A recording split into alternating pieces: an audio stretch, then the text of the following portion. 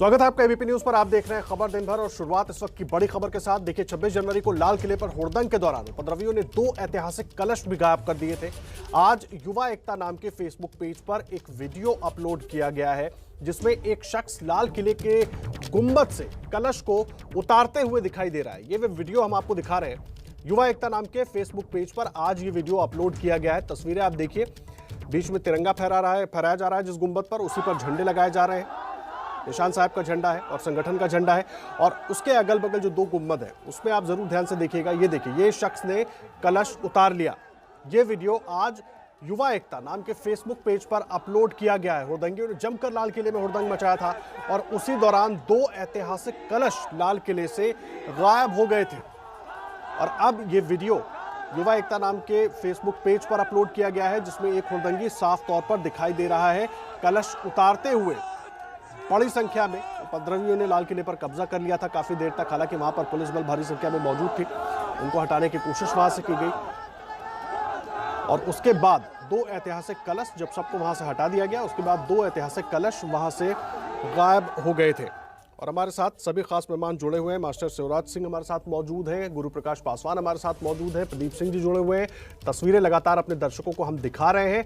मैं एक बार फिर से शिवराज जी आपका ही रुख कर रहा हूं। सबसे बड़ा सवाल यह है, तस्वीरें हम दिखा रहे हैं, ऐतिहासिक इमारत है, उसका बहुत महत्व है हर भारतीय के जीवन में। वहां पर इस तरह का हुड़दंग, सर कलश गायब हो गया, अब तो वीडियो भी आ गया सामने। इनके साथ हिंदुस्तान का कोई भी नागरिक नहीं खड़ा है, कोई भी संगठन इनके साथ नहीं खड़ा है। एक संगठन कोई था, मैं टीवी पे देख रहा था, वो अपना दे रहा था, जिसने पहले कहा था हम 2 लाख क्या थे डॉलर थे, क्या वो देंगे, अब $3.5 लाख डॉलर देंगे। उस पर कार्रवाई की जाए, जिसने काम करवाया, जो इसकी जिम्मेदारी दे रहा, उस पर कार्रवाई की जाए, रास्ता लगाई जाए, देशद्रोही लगाई जाए, NSA लगाई जाए, कड़ी से कड़ी सजा दी जाए। इनके साथ देश नहीं है सर। लेकिन ये थे कौन सर? सवाल इसीलिए तो उठ रहा है, ये थे कौन? ट्रैक्टर लेकर गए थे, आंदोलन में निकले थे, ट्रैक्टर मार्च निकालने के लिए पहुंच गए लाल किला हुड़दंग करने के लिए। इनका एड्रेस मैं बताऊं, इनका नाम मैं बताऊं? मुझे पता है इनका एड्रेस।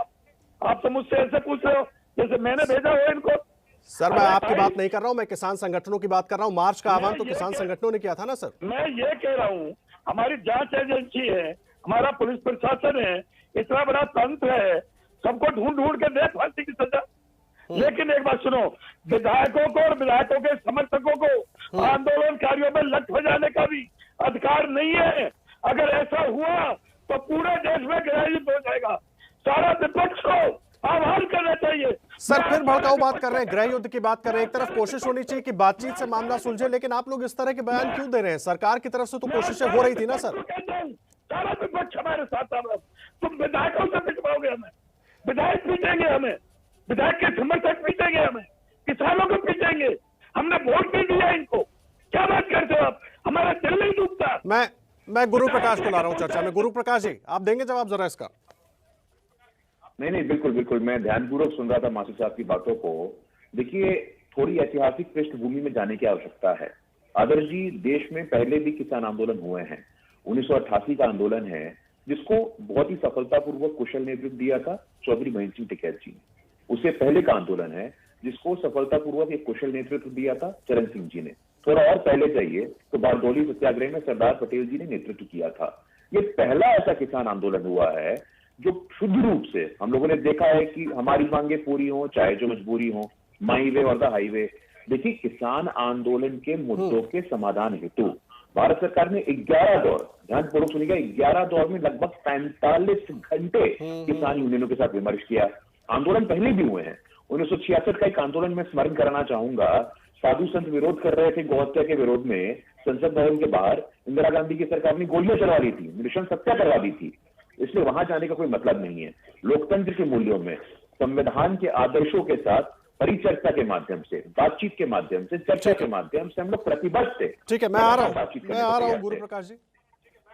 और सभी मेहमान हमारे साथ जुड़े हुए हैं। देखिए प्रहलाद पटेल ने क्या कुछ कहा है, एक बार वो आपको सुनवा देते हैं और उसके बाद रुक करेंगे गाजीपुर का भी, वहां पर आपको लेकर चलेंगे। वहां से हमारे संवाददाता रविकांत हमारे साथ जुड़ेंगे। केंद्रीय पर्यटन एवं संस्कृति मंत्री प्रहलाद पटेल की तरफ से उन्होंने क्या कुछ कहा है। उपद्रवियों ने लाल किले की दर्जनों बेशकीमती और पुरातात्विक महत्व की चीजों को नुकसान पहुंचाया था।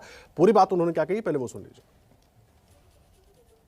हमारे साथ केंद्रीय संस्कृति मंत्री प्रहलाद सिंह पटेल हैं। लाल किले पर हुई उपद्रवियों की हरकत के बाद अब एफआईआर कराने के निर्देश पुरातत्व विभाग ने दे दिए। प्रहलाद सिंह जी, कितनी एफआईआर दर्ज कराई गई हैं और कितना नुकसान लाल किले के भीतर हुआ है? कल जब हम उच्च अधिकारियों के साथ गए थे तो हमने रिपोर्ट मांगी थी, रिपोर्ट आई। उसको आज सुबह देखने के बाद एएसआई के जो हमारे लाल किले के अधिकारी हैं वो भी पुलिस के पास जाकर उन्होंने अपनी कंप्लेंट दी है। इंसिडेंट हम मानकर चलते हैं कि 3 से 5 ऐसी घटनाएं हैं जिस पर पुलिस को तय करना है कि वो कितनी एफआईआर करेगी। एक तो बाहर के हिस्से में बड़ा नुकसान हुआ है, लाइट का, बैरियर्स का, रेलिंग्स का, और टिकट काउंटर को पूरी तरह से नष्ट किया गया। और टिकट काउंटर लाल किले का बहुत, क्योंकि फुटफॉल ज्यादा होने के कारण बहुत अपडेटेड था, एक बड़ा आर्थिक नुकसान है। लाहौरी गेट का लॉक और चेन तोड़ने के बाद अंदर जो लाइट व्यवस्था थी फर्स्ट फ्लोर पर, उसको पूरी तरह से नष्ट किया गया। साथ में एक इंटरप्रिटेशन सेंटर का काम चल रहा था, उसके पैनल्स को नष्ट किया गया है। तीसरा, जो सबसे सेफ एरिया माना जाता है हमारे मीनारों पर, जहां पर कलश लगे थे, 3 कलश उसमें से नहीं थे, जिसमें एक रिकवर हुआ है लेकिन 2 रिकवर नहीं हुए। तो ये तो बहुत ये प्रोसेस है। ये सबसे बड़ा नुकसान पुरातत्व दृष्टि से माना जाएगा और माना जाता है। लगातार हम चर्चा कर रहे हैं जिस तरीके से लाल किले को नुकसान पहुंचाया गया था, उसके बाद राष्ट्रपति ने भी अपने अभिभाषण में इसका जिक्र किया। लेकिन इस बीच किसान आंदोलन के नाम पर राजनीति भी बहुत तेज हो गई, नेताओं के पहुंचने का सिलसिला भी शुरू हो गया है। एक बार सीधा रुख कर लेते हैं सिंगू बॉर्डर का। मेरे सहयोगी जैनेन्द्र मौजूद है और उनके साथ सत्येंद्र जैन साहब मौजूद है। जैनेन्द्र, क्या कुछ हुआ है वहां पर? अभी पुलिस से कुछ बहस हुई है?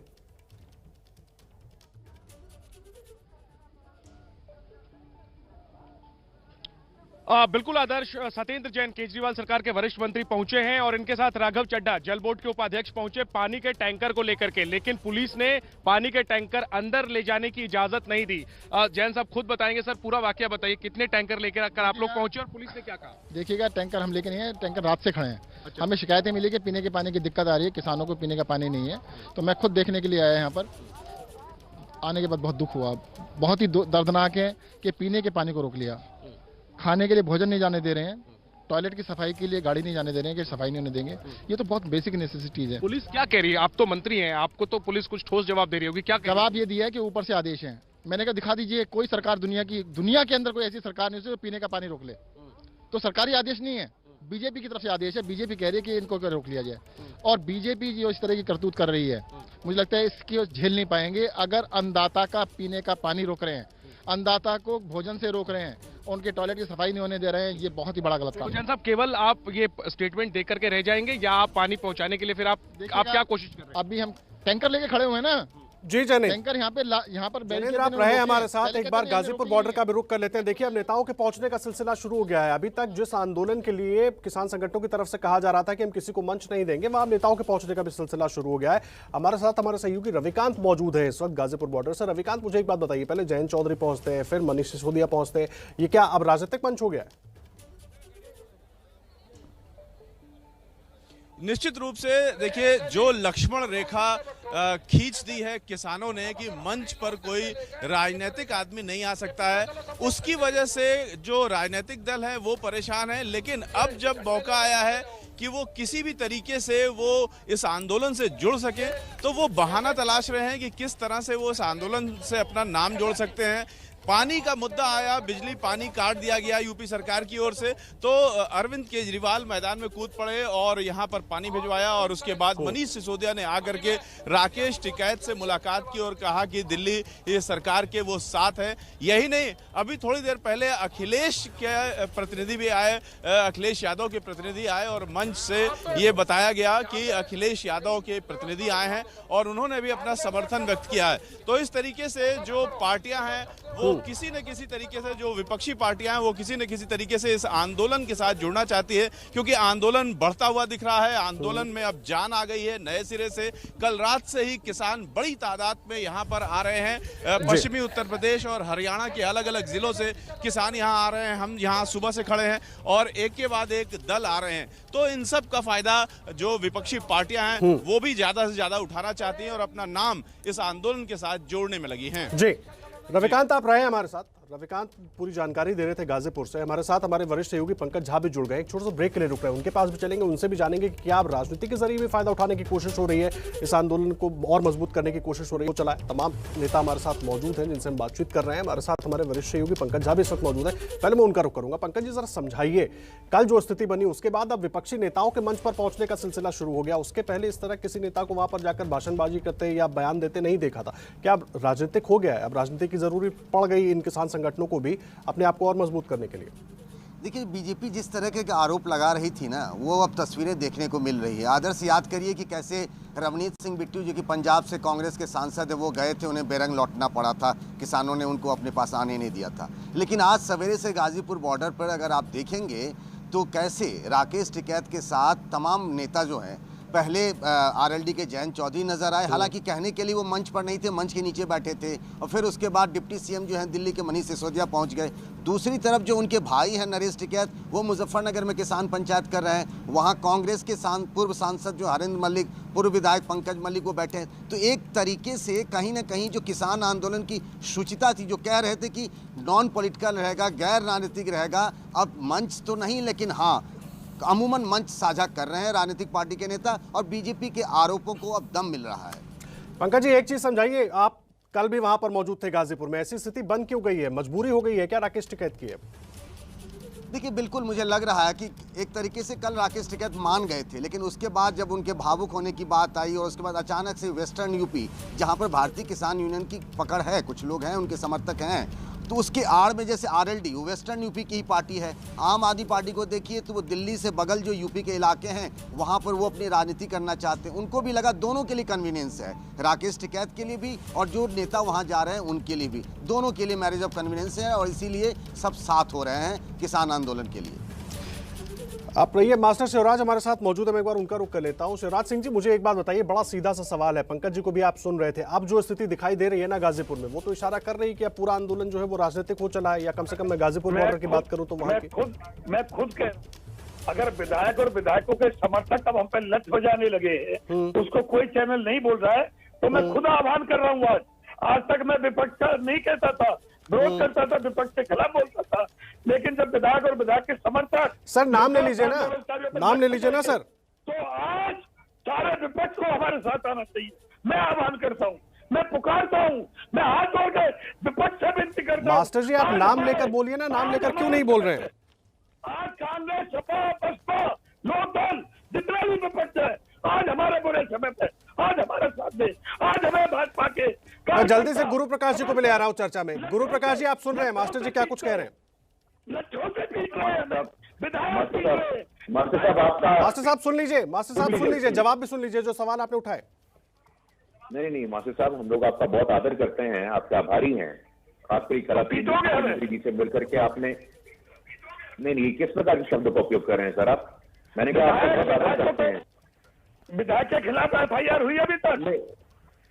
नहीं बिल्कुल, देखिए प्रशासन अपना काम करेगी, सरकार अपना काम करेगी, लेकिन हमें समझना चाहिए, देखिए शुरुआत से इस आंदोलन में टिकैत जी खुद ही इस आरएलडी से चुनाव लड़ चुके हैं, इस बात को कैसे नकार सकते हैं आप? गुरु प्रकाश जी, मेरी बात सुनो। योगेंद्र यादव आम आदमी, मैंने आपकी बात पूरी तरह सुना था, आप बोलिए। एक मिनट, एक बात और सुन लो। नरेश टिकैत ने आंदोलन की घोषणा की, आंदोलन खत्म करने की। राकेश टिकैत ने अपनी गिरफ्तारी देने की बात की, मैं गिरफ्तारी देता हूँ। उसके बाद विधायक और उसके समर्थक आके हमें लट्ठों से पीटते हैं। क्या देश का दुर्भाग्य नहीं है ये? प्रशासन क्या करेगा भाई? जब विधायक ही हमें पीटेंगे, उसके समर्थक हमें पीटेंगे, हम विपक्ष को भी ना बुलावे, तुम्हारे कार्यकर्ता हम पे लट हो जाए। नहीं मास्टर साहब, अगर ऐसा हुआ है, ठीक है सर, इसका मैंने सुना आपकी बात। मास्टर जी आप भी रहे, गुरु प्रकाश जी आप भी रहे, इसका जवाब लेंगे जो सवाल मास्टर जी भी खड़ा कर रहे हैं, और जो कुछ गुरु प्रकाश जी का कहना है वो भी जानेंगे। हमारे साथ हमारे तमाम सहयोगी भी जुड़े हुए हैं, वरिष्ठ सहयोगी पंकज झा भी लगातार मौजूद है।